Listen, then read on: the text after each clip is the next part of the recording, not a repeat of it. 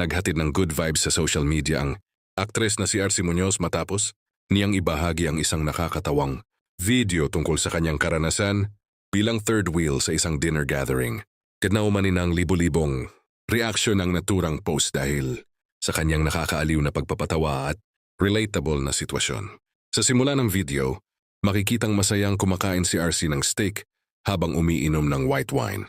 Ngunit ilang sandali lamang ay ipinakita ng kamera ang tunay na dahilan ng kanyang biro, ang magkasintahang sina Coco Martin at Julia Montes na magkatabing nakaupo at masayang nagkukwentuhan habang paminsan-minsan ay nagbubulungan, habang ang ibang bisita ay abala sa pakikipagkumustahan at pagpapalitan ng sweet moments.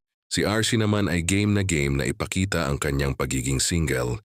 Makikita siyang nagro-roll ng kanyang mga mata, gumagawa ng mga nakakatawang ekspresyon at kunwaring nalulungkot habang umiinom ng wine, bagay na ikinatuwa ng maraming netizens.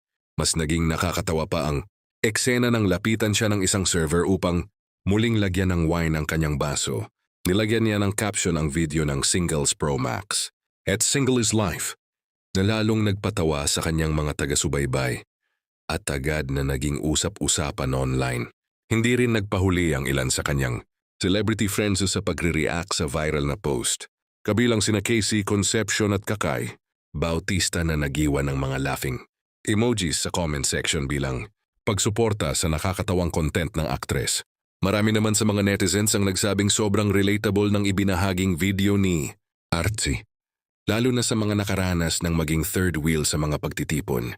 Sa kabila ng pagiging single, pinatunayan ni RC Muñoz na kaya niyang gawing katatawanan ang sitwasyon at maghatid ng saya sa kanyang mga tagahanga sa social media.